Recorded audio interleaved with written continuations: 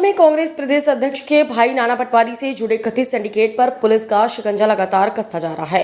9 जुलाई को सामने आए एनडीपीएस मामले की जांच के दौरान अपलॉट एग्रीमेंट, ऑनलाइन सट्टा नेटवर्क और कथित जमीन धोखाधड़ी से जुड़े कई नए पहलू सामने आए हैं। पुलिस ने डीपीएस स्कूल के पास स्थित प्लाटों के एग्रीमेंट को लेकर मिली शिकायत के आधार पर नाना के दोस्त और पार्टनर बिल्डर सुमित मंत्री और उनके परिवार से जुड़े दस्तावेज तलब किए हैं। साथ ही 374 प्लाटों की टीएमसी रजिस्ट्री, कैश ट्रांजैक्शन, 5 कंपनियों के डायरेक्टर और पिछले 10 सालों से ऑपरेट किए जा रहे बैंक खातों की विस्तृत जांच शुरू कर दी गई। पुलिस यह भी पता लगा रही है कि कहीं संगठित तरीके से लोगों के साथ धोखाधड़ी तो नहीं की गई। राजेंद्र नगर थाना क्षेत्र के डीसीपी नरेंद्र सिंह रावत के मुताबिक 9 जुलाई को दर्ज एनडीपीएस प्रकरण में अब तक 5 आरोपियों को गिरफ्तार किया जा चुका है, जबकि एक नामजद आरोपी की तलाश जारी है। गिरफ्तार आरोपियों से पूछताछ में ऑनलाइन सट्टे का बड़ा नेटवर्क सामने आया, जहां नाना पटवारी के मोबाइल की फॉरेंसिक जांच में 8 से 10 लोगों के नाम मिले और जो कथित रूप से ऑनलाइन आईडी बनाकर व्हाट्सएप के जरिए बेचते थे और मैचों वहां ऑनलाइन गेम्स पर सट्टा संचालित करते थे। इस आधार पर संगठित अपराध के तहत अलग प्रकरण दर्ज कर 4 आरोपियों को नामजद किया गया, जिनमें से 2 पुलिस रिमांड पर हैं। पुलिस की जांच के दौरान एक युवती ने शिकायत दी कि 2022 में नाना पटवारी ने प्लॉट का एग्रीमेंट किया, लेकिन बाद में रजिस्ट्री नहीं कराई। इस मामले में नाना के पार्टनर और बिल्डर सुमित मंत्री के बयान दर्ज किए गए और उन्हें दोबारा नोटिस जारी किया जा रहा है, जबकि मंत्री ने अपने डॉक्टर के माध्यम से बयान देने में अनफिट होने का मेडिकल सर्टिफिकेट पेश किया। पुलिस ने उनके मेडिकल प्रमाण पत्र को लेकर भी सवाल उठाए हैं और प्रमाण पत्र जारी करने वाले डॉक्टर दीपक बंसल को पूछताछ के लिए तलब करने की तैयारी की है। पुलिस अधिकारियों का कहना है कि एनडीपीएस, ऑनलाइन सट्टा और जमीन से जुड़े सभी मामलों की जांच समानांतर चल रही है। यदि जांच में संगठित धोखाधड़ी या अन्य आपराधिक साक्ष्य सामने आते हैं तो संबंधित धाराओं में नई एफआईआर दर्ज कर कड़ी कार्रवाई की जाएगी। एनडीपीएस के मामले में सर जो नाना पटवारी का नाम भी आया, फिलहाल उसमें किन लोगों से पूछताछ हो चुकी है और अब तक कितने लोग इसमें शामिल कर चुके पूछताछ? ये 9 जुलाई को जो धारा 8/21 एनडीपीएस की कायमी हुई थी, उसमें टोटल अभी तक 5 आरोपी बन चुके हैं और एक आरोपी नामजद है, जिसके लिए हमारी लगातार कोशिश है उसको गिरफ्तार करने की। इसमें 5 आरोपी जो है, एक इरफान खान, दूसरा संजय कौशल, तीसरा अयान, चौथा फैजल और 5वां इरफान खान उर्फ गुरु बैंड। ये 5 को गिरफ्तार कर लिया गया है और माननीय न्यायालय द्वारा इसमें 2 दिन की पीआर और दी है इनसे पूछताछ करने के लिए। इसी कड़ी में हम लोगों ने जब पूछताछ की तो ऑर्गेनाइज संगठित तरीके से सट्टा खेलने वाली सूचना भी हम लोगों को मिली, जिसमें संजय कौशल का फॉरेंसिक के द्वारा हम लोगों ने मोबाइल चेक कराया गया, जिसमें करीब 8 से 10 लोगों के नाम आए हैं जो संगठित तरीके से ऑनलाइन सट्टा खेलते हैं, जिसमें 16 जुलाई को एक ऑनलाइन सट्टे की भी संगठित अपराध धारा के अंतर्गत हम लोगों ने कायमी की है, जिसमें अभी 4 आरोपी हैं। एक मनीष जादौन, दूसरा दिनेश, तीसरा प्रीतेश त्रिपाठी, चौथा संजय कौशल। इसमें से 2 आरोपी अभी हमारे गिरफ्त में है। उसने भी माननीय न्यायालय द्वारा 20 तारीख तक हम लोगों को पीआर प्राप्त किया है, जिनसे पूछताछ जारी है। इस नेटवर्क में करीब हमको शंका है कि करीब 10 से 15 लोग होंगे संगठित तरीके से ये ऑनलाइन आईडीज बनाते हैं और उन आईडीज को व्हाट्सएप के माध्यम से ये पासवर्ड, लिंक और अपना आईडी को भेजते हैं। फिर जब कोई भी मैच होता है या कोई ऑनलाइन कोई गेम होता है, उसमें सट्टा लगाते हैं, तो आईडी सेटल करने की कोई 2-3 सेंटर्स हैं। इस तरीके का हम लोगों ने अभी डेटा एकत्रित किया है। दोनों अपराध में अभी अकाउंट्स की जानकारी हम लोग निकाल रहे हैं कि किस तरीके से ये एनडीपीएस और सट्टे दोनों इंटरलिंक्ड हैं, तो दोनों में अभी लगातार विवेचना जारी है। इसी कड़ी में 2 युवतियों को भी बुलाया गया था। एक युवती द्वारा ये एग्रीमेंट हम लोगों को प्रस्तुत किया गया था कि उसने लिखित में हम लोगों पर शिकायत भी दी है कि नाना पटवारी द्वारा एक एग्रीमेंट 2022 में उनसे बनाया गया था और उसमें भूखंड क्रमांक 293-294 शुभम वैली, ये डीपीएस स्कूल के पास, जिसके अभी डायरेक्टर सुमित मंत्री हैं और उनके फादर कल्याण मंत्री हैं, उनके 2 प्लॉट्स नाना पटवारी द्वारा इनसे एग्रीमेंट किया गया था, लेकिन एग्रीमेंट के बावजूद उनको रजिस्ट्री नहीं कराई थी, तो उस पर उन्होंने लिखित में कंप्लेंट दी है। उसी कड़ी में हम लोगों ने सुमित मंत्री को भी 15 तारीख को तलब किया था। उनके फॉर्मल स्टेटमेंट्स भी रिकॉर्ड किए गए हैं। आज पुनः उनको हम लोग नोटिस तामील करने जा रहे हैं, जिसमें उनके जितने भी फॉर्म्स हैं उसमें ये चेक किया जाएगा कहीं इस तरीके की संगठित होकर ये लोग कोई इस तरीके का फ्रॉड दूसरे लोगों के साथ तो नहीं कर रहे हैं। शुभम वैली में 374 प्लॉट्स हैं, उन सभी का किसको बेचा है, कब टीएनसी हुई है और किस तरीके से उनकी कैश हैंडलिंग हुई है या रजिस्टर हैंडलिंग हुई है, और बाकी सारे 5 फर्म्स जिनके रजिस्टर्ड हैं उनके डायरेक्टर्स कौन हैं और इनके पांचों फर्म्स के अकाउंट्स की डिटेल, इस तरीके की जानकारी के साथ हम लोग आज एक नोटिस बना रहे हैं। इसमें एक पॉइंट ये भी सामने आया था कि 15 तारीख को एक उनके द्वारा एक मेडिकल हमारे समक्ष प्रस्तुत किया गया था और मेडिकल में उनको 5 दिन का बेड रेस्ट का सर्टिफाई किया था डॉक्टर दीपक बंसल के द्वारा। दीपक बंसल डॉक्टर साहब से हम लोगों ने एक नोटिस शामिल कराया था, उससे उनका पुनः परीक्षण के लिए हम लोगों ने पूछा था कि ये स्टेटमेंट देने लायक हैं कि नहीं, तो उन्होंने लिखित में हम लोगों को दिया है कि ये सुमित मंत्री कथन दे सकते हैं। तो ये दोनों कॉन्ट्रोडिक्टरी डॉक्टर के द्वारा सर्टिफाई किया गया है, तो उसलिए डॉक्टर दीपक बंसल को भी आज तलब किया जाएगा, उनसे पूछताछ की जाएगी कि ये दोनों जो आपके द्वारा सर्टिफिकेट दिए गए हैं इन दोनों में कॉन्ट्रोडिक्शन क्यों। सर सुमित मंत्री जो है इसमें इन्वॉल्वमेंट आया है 302 का मामला में। मानव गंगवानी पे आपराधिक कोड 302 का रहा है पहले, उसी माध्यम से ये नाना पटवारी को जानते हैं। इनके पूरे एनडीपीएस के मामले में भी पूछताछ में इनकी कहीं ना कहीं संलिप्तता हम लोगों को जो भी संलिप्तता दिखेगी उसके आधार पर उसमें वैधानिक कार्रवाई करेंगे। पूछताछ में ये फैक्ट्स सामने आया कि नाना पटवारी का भतीजा है कुणाल पटवारी, ये दोनों जेल में थे, उसके माध्यम से इनकी जान पहचान। सर सुमित मंत्री जो है इसके खिलाफ जन सुनवाई में भी कई प्लाटों की धोखाधड़ी की पहले से शिकायत हो चुकी है, क्या सर उन मामलों को भी इसके साथ इन्वॉल्व किया जाएगा या जांच की जाएगी जो जमीन के नाम से धोखाधड़ी की गई है? जैसा मैंने अभी आपको बताया उनकी 5 फर्म्स हैं जो अभी हम पुलिस के द्वारा आइडेंटिफाई की गई हैं और पूछताछ में उनके द्वारा भी बताया गया है और 5 फर्म्स के अकाउंट की डिटेल मांग रहे हैं हम लोग। और कहीं भी अगर इस तरीके की कोई हम लोगों को कंप्लेंट आती है या प्रत्यक्ष से नई कंप्लेंट आती है तो उन पर हम लोग स्वाभाविक है कि वैधानिक कार्रवाई की जाए। सर 10 साल की डिटेल ले रहे हैं इसमें, तो क्या नाना पटवारी और इनकी पहले से आपस में कोई लिंक है सर इसमें, ये पूरी प्रॉपर्टी का डिटेल हो?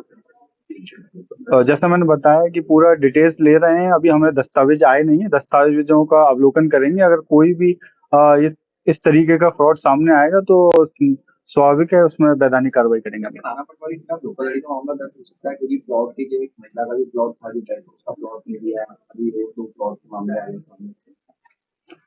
देखिए पहले हम लोगों ने एनडीपीएस की कार्रवाई की, दूसरा संगठित सट्टे की कार्रवाई की है। अगर ये सिद्ध होता है जांच में कि ये फ्रॉड हुआ है तो 100% इसमें वैधानिक कार्रवाई करते हुए हम लोग एफआईआर दर्ज करेंगे।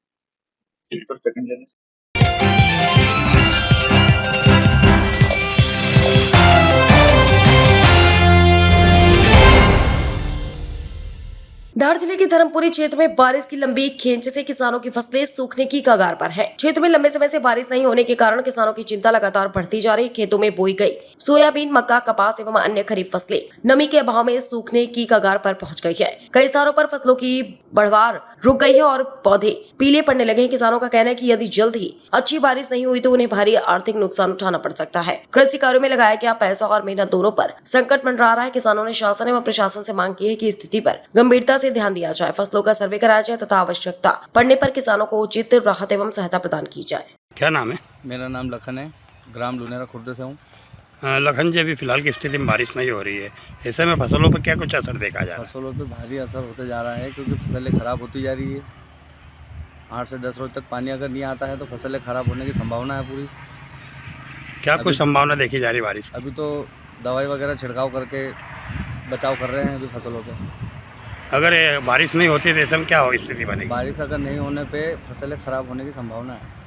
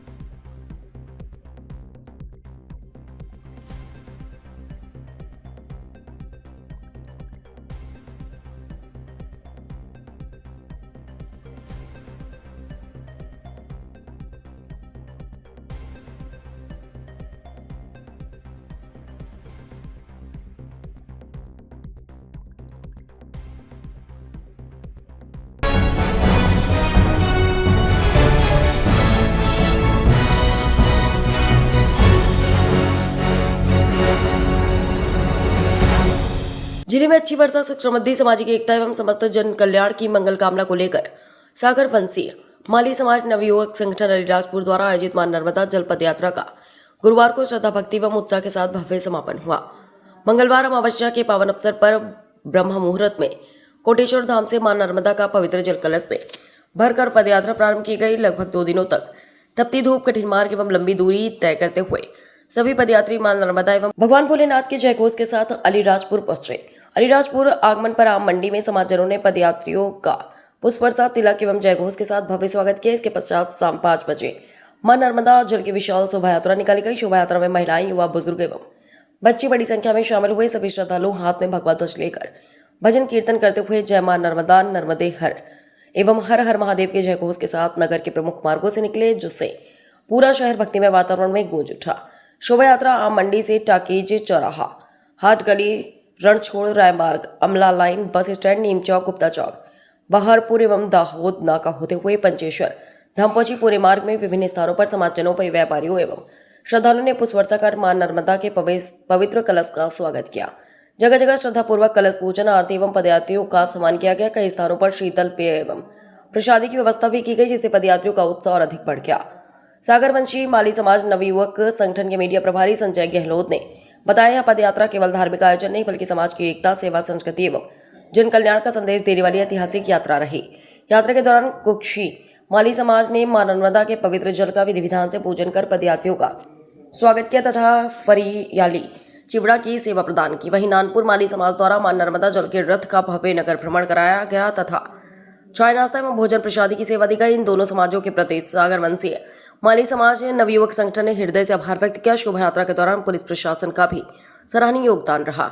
इस यात्रा को शांतिपूर्ण एवं व्यवस्थित ढंग से संपन्न कराने के लिए पुलिस प्रशासन पूरी तरह मुस्तैद रहा। पुलिस बल ने पूरे मार्ग में सुरक्षा एवं यातायात व्यवस्था को सुचारू बनाए रखना, जैसे शोभा यात्रा बिना किसी व्यवधान के सफलतापूर्वक संपन्न हुई। संगठन ने पुलिस प्रशासन के सहयोग एवं समर्पण के लिए विशेष आभार व्यक्त किया। श्री पंचेश्वर धाम पहुंचने पर वैदिक मंत्रोच्चार एवं विधि विधान से मां नर्मदा के पवित्र जल द्वारा भगवान भोलेनाथ का जल अभिषेक किया गया। इस अवसर पर जिले में अच्छी वर्षा, किसानों की खुशहाल, समाज की उन्नति, सुख शांति एवं समस्त जन कल्याण के लिए विशेष प्रार्थना की गई।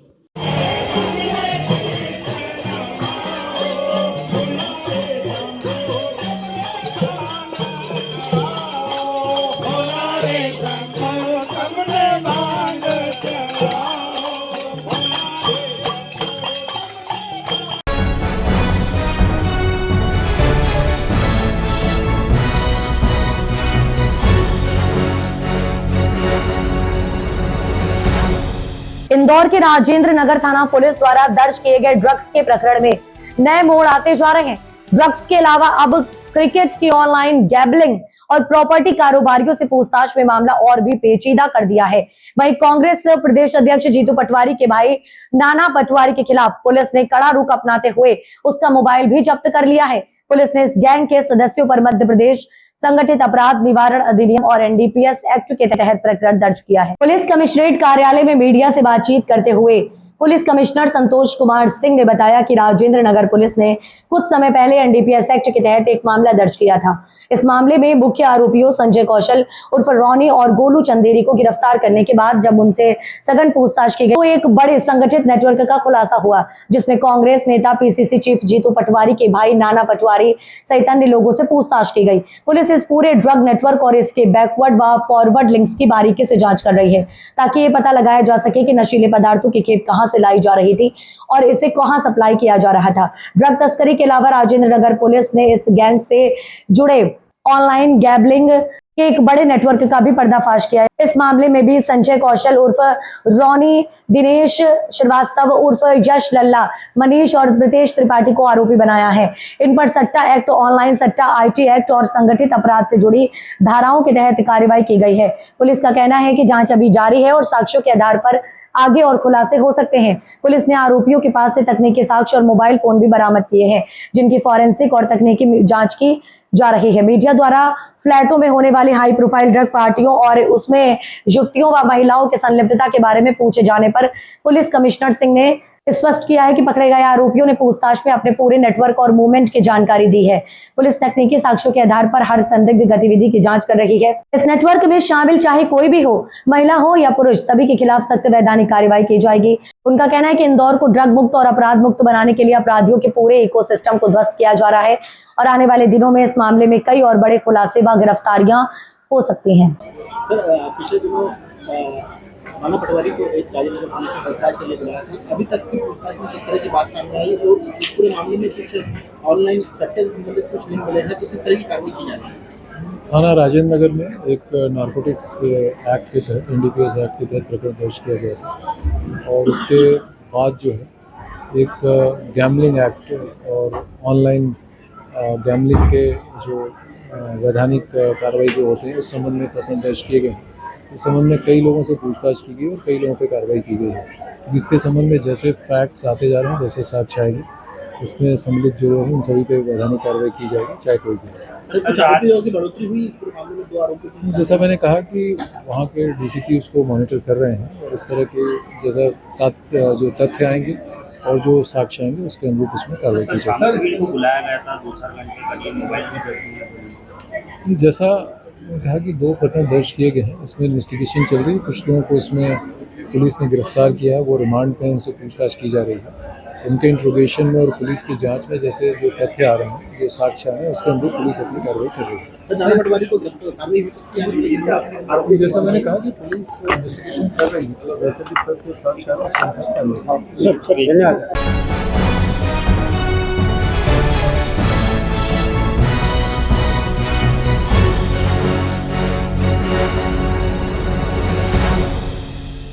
पीथमपुर वेतन कटौती और सुरक्षा उपकरणों के अभाव में सफाई कर्मियों ने खोला मोर्चा। नगरपालिका पर गंभीर सवाल। औद्योगिक नगरी पीथमपुर में सफाई व्यवस्था एक बार फिर संकट के दौर से गुजर रही है। नगरपालिका के सफाई कर्मियों ने ठेकेदार और स्थानीय प्रशासन के खिलाफ मोर्चा खोलते हुए आज कार्यालयों में प्रदर्शन किया और CMO जानकारी दी। मुख्य विवाद ठेकेदार बर्फानी की कार्यप्रणाली पर है। कर्मचारियों का आरोप है कि उन्हें शासन द्वारा निर्धारित 12,400 रुपए के स्थान पर केवल 8,500 रुपए दिए जा रहे हैं। सफाई कर्मी रेखा घावरी के अनुसार लंबे समय से वेतन भुगतान में देरी हो रही है और PF ASI जैसी श्रमिक सुविधाओं का कोई नामो निशान नहीं है। दयनीय स्थिति यह है कि सफाई के लिए आवश्यक दस्ताने तक उपलब्ध नहीं है और कचरा ढोने वाली गाड़ियां जर्जर हो चुकी हैं। विवाद का केंद्र बिंदु ठेकेदार की संदिग्ध नियुक्ति है। सफाई कर्मी संजय मकवाना ने सवाल उठाया है कि जिसे प्रशासन पहले ही ब्लैकलिस्ट कर चुका था, उसे दोबारा ठेका क्यों दिया गया। ये फैसला प्रशासनिक कार्यप्रणाली पर गहरा सवाल खड़ा करता है। जब इस संबंध में CMO आरती गरवाल से पक्ष जानने की कोशिश की गई तो उन्होंने बैठक में व्यस्त होने का हवाला देकर चुप्पी साध रखी। कर्मचारियों ने स्पष्ट चेतावनी दी है कि यदि 7 तारीख तक वेतन और सुविधाएं सुनिश्चित नहीं की गई तो वे काम बंद कर हड़ताल पर चले जाएंगे।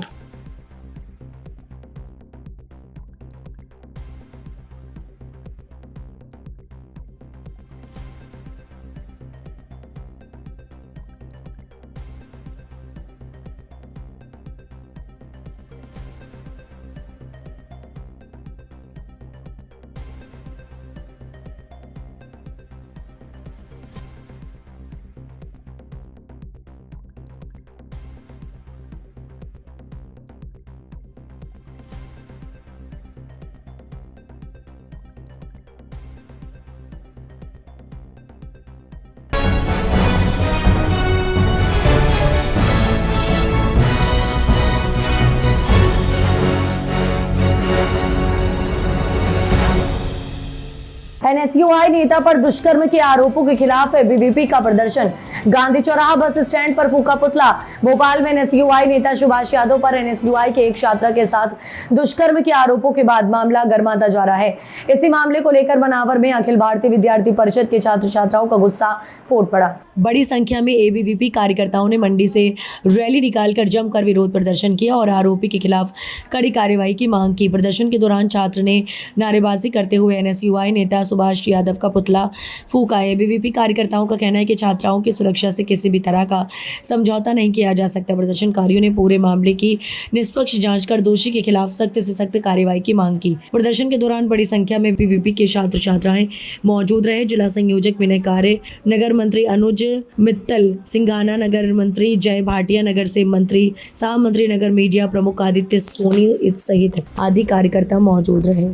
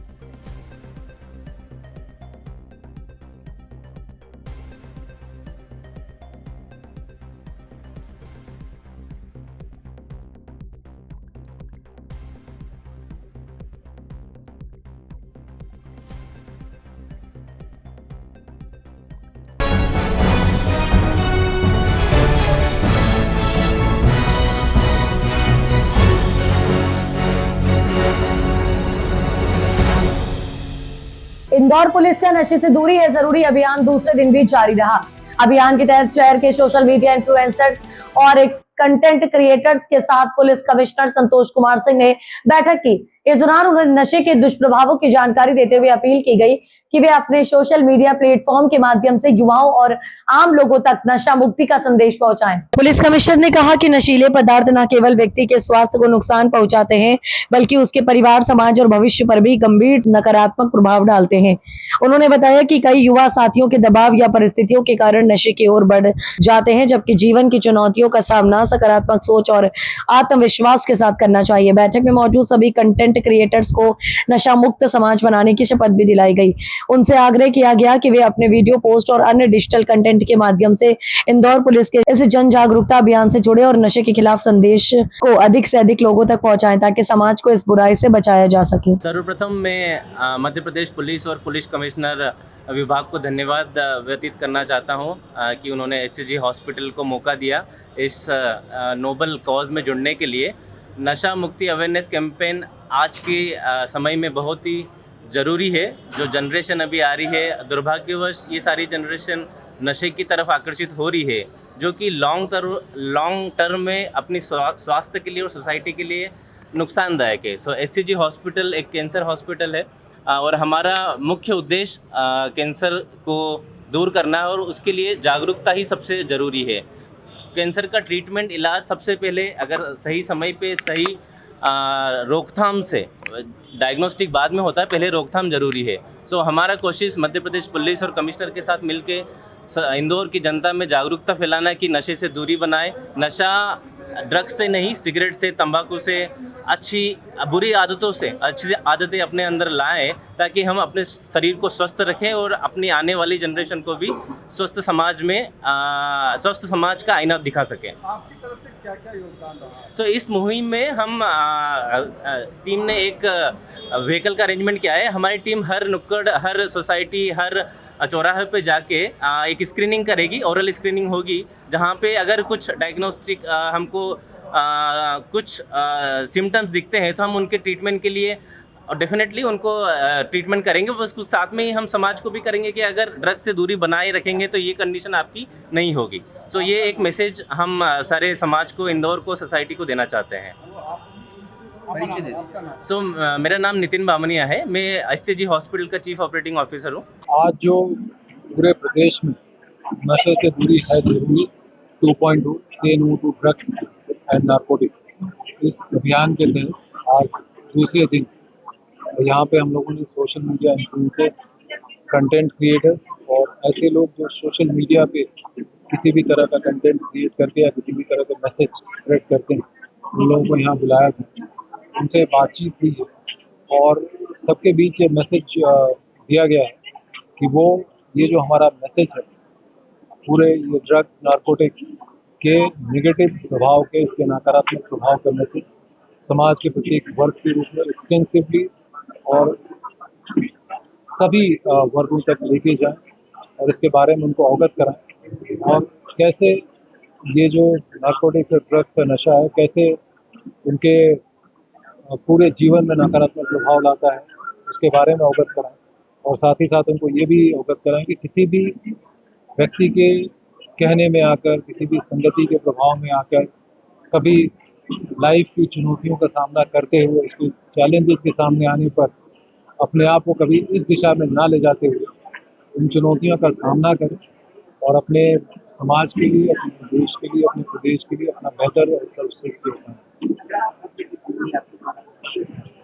यही जो बातें हम लोगों ने की, इसी बातों के संबंध में उनको शपथ भी दिलाई गई है और इन सोशल मीडिया इन्फ्लुएंसर्स और कंटेंट क्रिएटर्स से ये रिक्वेस्ट किया गया है कि आने वाले समय में इसी मैसेज के संबंध में वो अपने सोशल मीडिया, अपने जो कंटेंट क्रिएट करते हैं उसको पोस्ट करें, इंदौर पुलिस के साथ इसमें कोऑर्डिनेट और कोलैब करें और इस तरह का मैसेज हम ज़्यादा से ज़्यादा लोगों तक इसमें पहुँचाएं।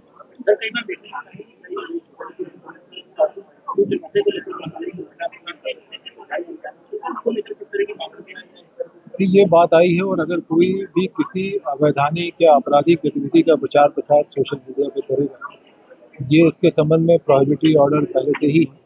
ऐसे में उन व्यक्तियों के विरुद्ध जो है प्रभावी वैधानिक कार्रवाई की जाएगी आज हमने इन सोशल मीडिया इन्फ्लुएंसर्स और कंटेंट क्रिएटर्स से भी रिक्वेस्ट किया कि ऐसी कोई भी जानकारी आपके समक्ष आती है तो आप इसको गोपनीय तरीके से पुलिस तक पहुंचाइए, उन पर कार्रवाई भी की जाएगी। और मैं उनसे अनुरोध भी करना चाहूँगा कि कहीं जाने अनजाने में इस तरह के वो कोई कृत्य ना करें, किसी अपराध को ग्लोरीफाई करते हुए, किसी तरह के आपराधिक कृत्य को ग्लोरीफाई करते हुए अपने सोशल मीडिया अकाउंट पर पोस्ट में नहीं डालें, क्योंकि सोशल मीडिया सेल जो इंदौर कमिश्नरेट की है वो लगातार इस तरह उसको मॉनिटर करती रहती है। और आप लोगों की जानकारी में कि ऐसी बहुत सारी हम लोगों ने कार्रवाइयाँ की हैं। इस तरह की उनका मॉनिटरिंग की कार्रवाई और उनके जो वैधानिक कार्रवाई है वो भी लगातार चलती रहेगी और की भी जाएगी।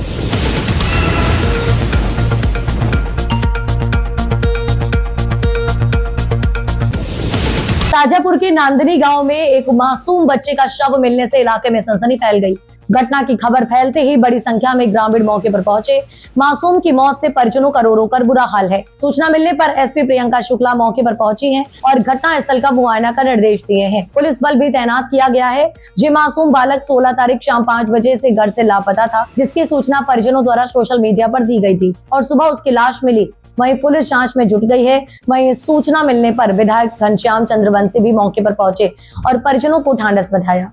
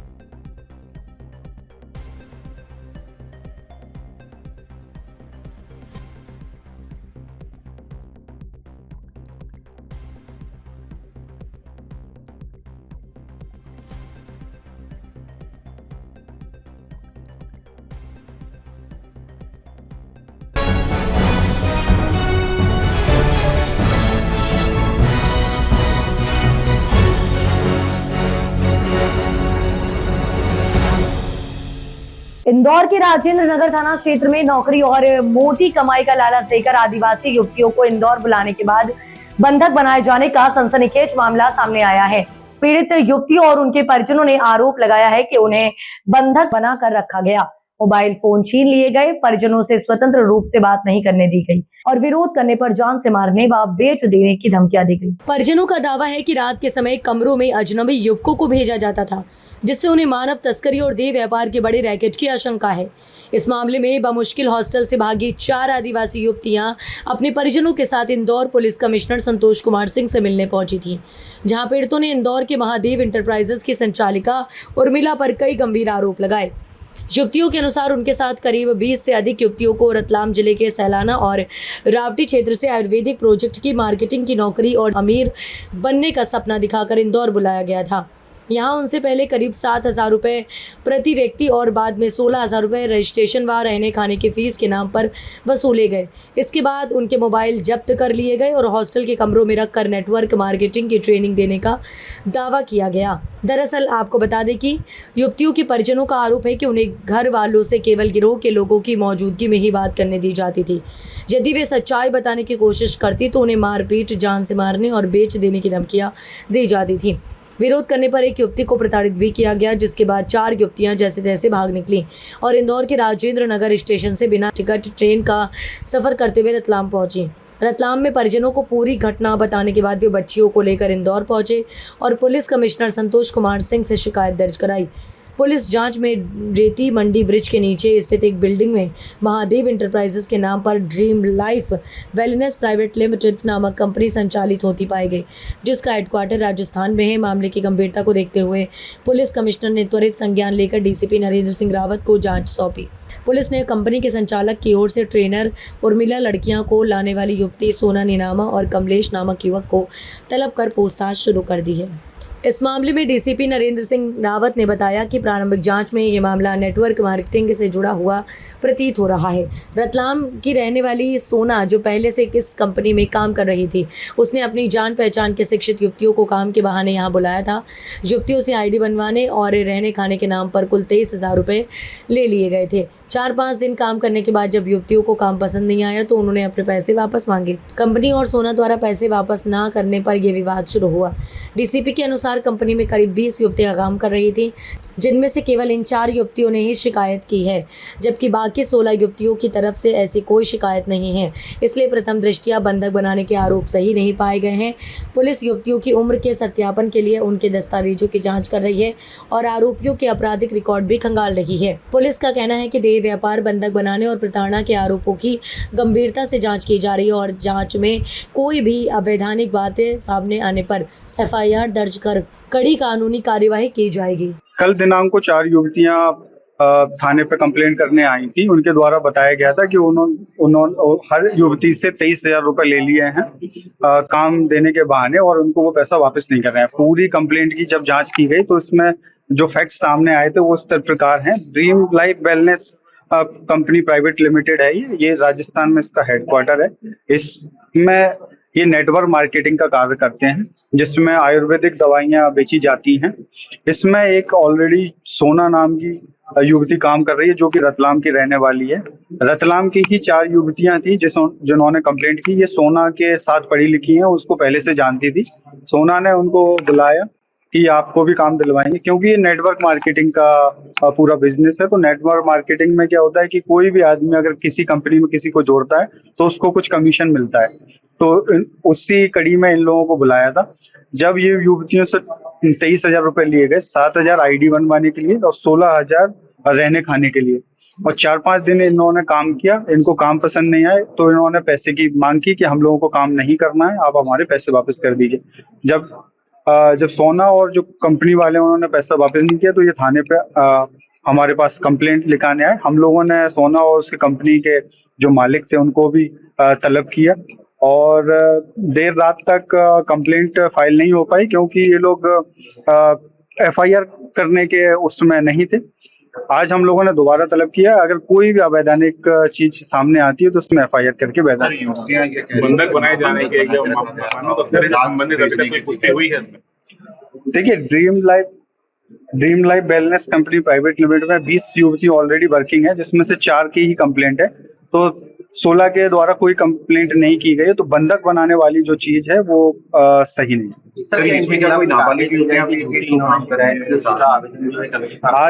आज पूरे फैक्ट्स की हम लोग जांच करेंगे। अगर इसमें अवैधानिक कोई भी पॉइंट आता है उस पर कार्रवाई की जाएगी। सर, इसमें क्या नाबालिग लड़की भी थी? इसकी पूरी जांच कर रहे हैं, उनके आधार कार्ड वगैरह मंगाए, जो भी एज वेरिफिकेशन भी करेंगे, आपराधिक रिकॉर्ड्स भी देखेंगे और उसके तहत हम लोग वैधानिक कार्रवाई करेंगे। ये बात भी सामने आ रही है कुछ लड़कियों को रेस्क्यू कराया गया नहीं, ये बात नहीं। कल रात को अलग अलग जगह सर्चिंग भी की गई, सर वहाँ पर क्या मिला था? ये युवतियां जा रही थी वहाँ भी नहीं, इस तरीके का कोई फैक्ट्स। हाँ,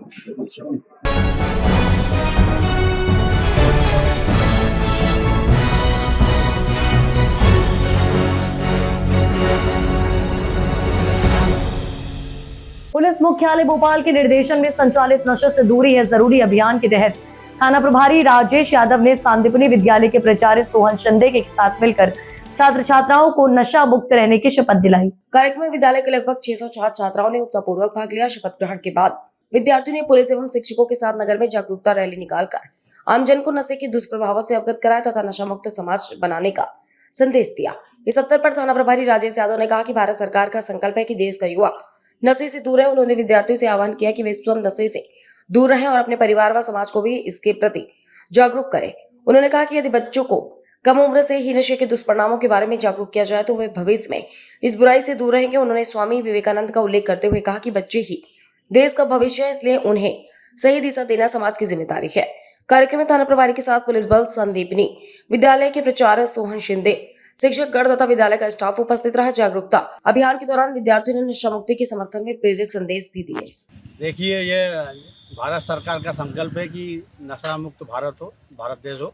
इसी तारतम्य में मध्य प्रदेश शासन पुलिस मुख्यालय भोपाल के द्वारा ये अभियान चलाया जा रहा है और आज एसपी धार श्री सचिन शर्मा सर ने हमारे सभी थाना प्रभारी एसडीओपी और टुकड़े को की नशा मुक्ति अभियान जो 15 जुलाई से 30 तक चलेगा, इसमें विभिन्न प्रकार कार्यक्रम का आयोजन किया जाए। उसी तारतम्य में आज खेल विभाग, स्कूल, सनराइज स्कूल और पुलिस विभाग के द्वारा संयुक्त रूप से यह रैली का आयोजन किया गया है और इस रैली में करीब 500 से 700 बच्चे शामिल हुए हैं। चूँकि ये जो बच्चे हैं इस देश का भविष्य है। स्वामी विवेकानंद जी ने भी कहा था कि इस देश को से वो है, यदि वो शारीरिक और रूप से स्ट्रांग हो, देश को सहयोग प्रदान करेंगे। तारतम्य में आज इन बच्चों को रैली के माध्यम से नशा मुक्ति के संबंध में जागरूक किया गया, क्योंकि भविष्य में ये बच्चे नशे से दूर रहें, स्वयं भी नशा ना करें और किसी को नशा करने के लिए मोटिवेट भी ना करें, उनको रोकें। इसके लिए ये रैली आयोजित की गई और विभिन्न स्तर पर इसमें जो है सभी वर्गों को शामिल करते हुए अलग अलग कार्यक्रम अगले जो 15 दिन है उसमें किए जाएंगे और उद्देश्य यही है कि भारत जो देश है वो नशा मुक्त हो और आगे तेजी से उन्नति करे। उसके लिए ज़रूरी है कि हम नशे से मुक्त हों।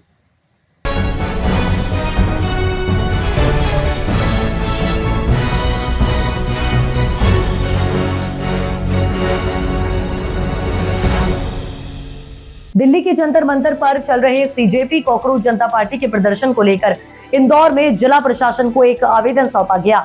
आवेदन में प्रदर्शन के दौरान कथित रूप से देश विरोधी गतिविधियों और सनातन धर्म की भावनाओं को आहत करने वाले बयानों की निष्पक्ष जांच कराने तथा आवश्यक कानूनी कार्यवाही की मांग की गई है। आवेदन में कहा गया है कि सीजेपी का प्रदर्शन केंद्रीय मंत्री धर्मेंद्र प्रधान के इस्तीफे की मांग को लेकर शुरू हुआ था, लेकिन सोशल मीडिया पर प्रसारित कुछ वीडियो और सार्वजनिक सामग्री के आधार पर आरोप लगाए गए हैं कि प्रदर्शन के दौरान ऐसे नारे, गीत और मंचीय गतिविधियां हुई जिनसे धार्मिक भावनाएं आहत हुई।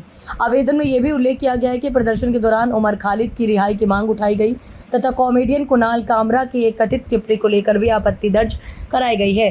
आवेदनकर्ताओं ने जिला प्रशासन से मांग की है कि पूरे मामले की निष्पक्ष एवं विधि सम्मत जांच कराई जाए।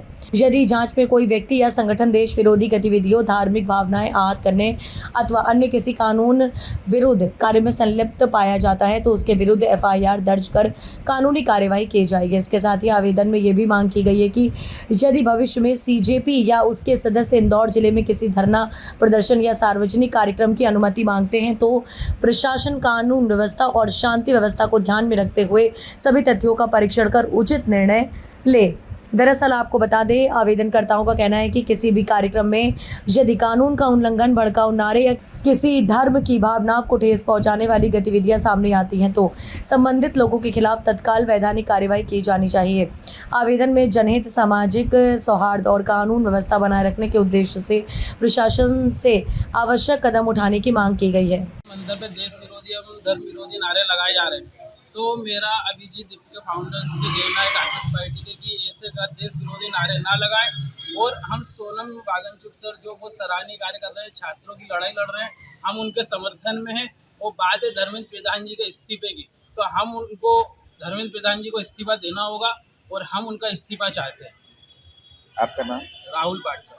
बताइए आज क्यों आए आप, क्या मामला है? जो दिल्ली के अंदर जंतर मंतर पर जो अभिजीत दीप के द्वारा जो प्रचार प्रसार हो रहा है, हम उसके विरोध में आए थे क्योंकि दिल्ली के अंदर प्रोटेस्ट जो हो रहा है वो इस्तीफे के लिए हो रहा है, धर्मेंद्र प्रधान जी के लिए, लेकिन वहाँ पे चल कुछ और गतिविधियाँ रही है। वहाँ पे लोग प्रोटेस्ट कर रहे हैं कि बस नाम रहेगा अल्लाह का, कहीं ना कहीं सनातन धर्म को टारगेट करने की कोशिश कर रहे हैं, कहीं ना कहीं आतंकवादी उमर खालिद की रिहाई के लिए प्रोटेस्ट कर रहे हैं। तो हमारा ये मानना है कि आप सनातन धर्म को टारगेट मत करो, आप प्रोटेस्ट कर रहे हो अच्छी बात है, लेकिन छात्र हित में प्रोटेस्ट करो। कहीं ना कहीं कुणाल कामरा जैसे व्यक्ति ने जब प्रोटेस्ट पे आया तो उनने सार्वजनिक मंच के अंदर एक ऐसी बात कह दी जहाँ पर हिंदुओं की भावनाओं को आहत करने वाला काम हुआ। उन्होंने हमारे भगवान, आराध्य भगवान श्री राम के बारे में टिप्पणी की थी जो बहुत निंदनीय है और हम उसी के विरोध में यहाँ पे ज्ञापन देने आए थे महोदय जी को। और हम चाहते कि इंदौर के अंदर भी जो सीजीपी के जितने भी कॉकरोचेस रह रहे हैं, अगर तरीके से रहेंगे तो कोई बात नहीं, स्वागत है।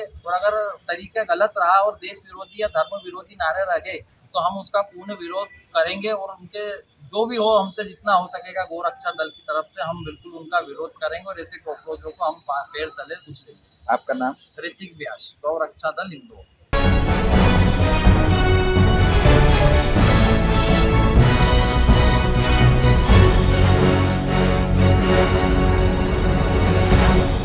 धार की भूसाला को लेकर माननीय सुप्रीम कोर्ट के अंतरिम आदेश के बाद आज जिला प्रशासन ने मुस्लिम समुदाय और हिंदू संगठन के लोगों को अलग अलग समय बातचीत की। मुस्लिम समुदाय और प्रशासन के बीच हुई बातचीत और जगह का चुनाव बेनतीजा साबित हुआ। मुस्लिम समुदाय के साथ बैठक में प्रशासन ने मुस्लिम समुदाय को प्रस्ताव दिया कि वह भूसाला परिसर के 300 मीटर के दायरे से बाहर स्थित ग्राम मालीवाड़ा 40 पीर के पास की सर्वे नंबर 664 की जगह पर प्रति शुक्रवार नमाज अदा कर सकते हैं। इसके बाद मुस्लिम समुदाय ने उस प्रस्ताव को पूरी तरह से अस्वीकार कर दिया। उनका कहना है कि यह सीधे सीधे सुप्रीम कोर्ट के निर्देशों और आदेश का उल्लंघन है। सुप्रीम कोर्ट के अंतरिम आदेश में स्पष्ट रूप से लिखा है कि नमाज के लिए भूसाला से सटी हुई या उसके नजदीक की कोई जगह नमाज के लिए उपलब्ध कराई जाए, जिस पर प्रशासन ने मुस्लिम समुदाय के साथ भेदभाव करते हुए न्यायालय के आदेश का उल्लंघन करते हुए उन्हें वहां से लगभग 2 किलोमीटर दूर जगह उपलब्ध कराई, जिसे उन्होंने अस्वीकार कर दिया है और प्रशासन के इस फैसले के खिलाफ पुनः सुप्रीम कोर्ट का दरवाजा खटखटाने की बात कही है। मुस्लिम समुदाय ने फिलहाल प्रशासन द्वारा बताई गई जगह पर नमाज पढ़ने से पूरी तरह इनकार कर दिया। मुस्लिम समाज ने भूसाला के नजदीकी खाली जगह की मांग की थी, जिसे प्रशासन ने कानून व्यवस्था का हवाला देते हुए इनकार कर दिया। के साथ मुस्लिम समुदाय की बातचीत हुई है, उन्होंने कोई जगह उपलब्ध कराई है मालीवाड़ा में, उसको लेकर क्या मुस्लिम समुदाय ने सहमति दी है? नहीं, हमारी सहमति नहीं है। और जो जगह है वो प्रीमाइसेस से जो हमारा मूल उद्देश्य है, जिसका हम झगड़ा लड़ रहे हैं हाई कोर्ट में, सुप्रीम कोर्ट में, और हमारे साथ जितने भी पिटिशनर और इंटरवीनर है सब मिल के लड़ रहे हैं, तो वो जो झगड़ा है उस जगह से 2 किलोमीटर दूरी पर हमें वो लैंड उपलब्ध करा रहे हैं। और ये कहकर उपलब्ध करा रहे हैं कि लॉ एंड ऑर्डर, तो भाई लॉ एंड ऑर्डर तो जब नमाज होती थी जब भी मेंटेन था, जब नमाज बंद करी आप लोगों ने जब भी मेंटेन था, क्योंकि मुस्लिम समाज एक अल्पसंख्यक समाज है, वो कभी भी इस मामले में कभी भी किसी से भी अपने न्यायालय को छोड़कर या लीगल एक्टिविटी को छोड़कर किसी भी डिस्प्यूट में नहीं गया है। वो हमने हमेशा सहयोग किया है। लेकिन आज भी हमारे साथ ये हुआ कि 3 घंटे मीटिंग का नाम दे करके हम सभी समाज के वरिष्ठों को यहाँ पर इकट्ठा करके प्रशासन ने उलझाए रखा और माननीय सर्वोच्च न्यायालय ने जो ऑर्डर दिया था उसका गलत इंटरप्रिटेशन किया और हमको सीधे सीधे 2 किलोमीटर दूर धकेल दिया, जबकि उसमें साफ लिखा है ऑर्डर में कि प्रीमाइसेस से बिल्कुल सटी हुई जगह आप लीजिए, क्योंकि आपकी प्रैक्टिस 700 साल पुरानी है, ये कोर्ट ने माना है, तो आप नमाज वहाँ पढ़ सकते हैं, आपका अधिकार आप जमाइए वहाँ पर। लेकिन प्रशासन ने कहीं ना कहीं फिर से उस अधिकार को हमारा छीना है, जिसका हम विरोध माननीय सर्वोच्च न्यायालय में फिर से करेंगे और सब मिल करके करेंगे। इसमें मुस्लिम पर्सनल लॉ बोर्ड हमारा पूरा सहयोग कर रहा है, सारे वकील उपलब्ध करा रहा है, सारी चीज़ें हमने वहाँ जगह उपलब्ध तथ्य रखे हैं। प्रशासन ने या जो जगह के बारे में दिशा निर्देश दिए, क्या उस पर मुस्लिम समुदाय अगले शुक्रवार नमाज अदा करेगा? बिल्कुल नहीं करेगा, क्योंकि वो तो हमारी आपत्ति है। 2 किलोमीटर दूर का तो कोई झगड़ा ही नहीं है। झगड़ा डिस्प्यूट जिस परिसर का है, जिस जगह का है, वो हमारी कमाल मौला मस्जिद है, वो हमारी जगह है, वो हमारी मस्जिद है, वहाँ हम इबादत करते आए हैं और करते रहेंगे। इसीलिए तो हम कोर्ट के समक्ष गए हैं, हमने अपील की है और कोर्ट ने वो एडमिट की है कि ठीक है, आपका जो ऑर्डर है हाई कोर्ट का कहीं ना कहीं उसमें खामियां होगी, तो हम इसको देखेंगे, हम इसको सुधारेंगे और नियमित सुनवाई करेंगे।